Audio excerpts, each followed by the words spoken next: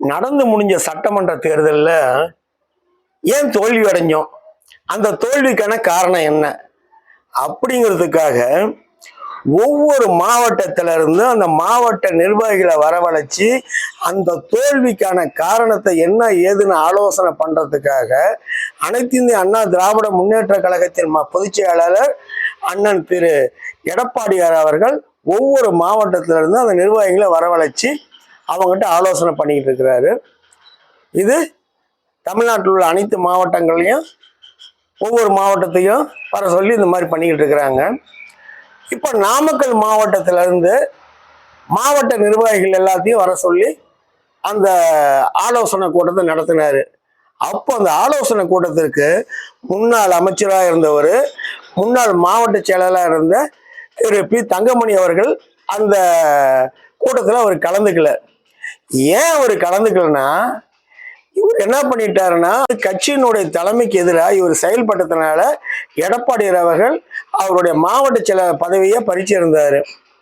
அதன் பிறகு இவர் வந்துட்டாரு. உடனே அவர் என்ன பண்ணிட்டாரு, அமைப்பு செயலாளர் ஆக்கிட்டாரு. ஆனா அந்த அமைப்பு செயலாளர் பதவியை கூட இவர் ஏத்துக்கல.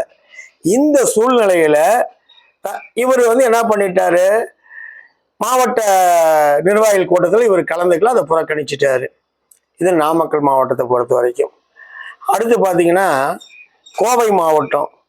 கோவை மாவட்டத்திலையும் இந்த மாதிரி அனைத்து இந்திய அண்ணா திராவிட முன்னேற்ற கழகத்தின் தோல்வி காரணம் என்னங்கிறத பற்றி பேசுறதுக்கு அந்த மாவட்ட நிர்வாகிகளை வரவழைச்சிருந்தாரு.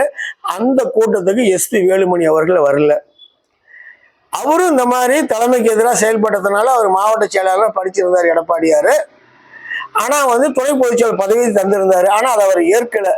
இந்த சூழ்நிலை அவரும் இந்த கூட்டத்தில் கலந்துக்கல.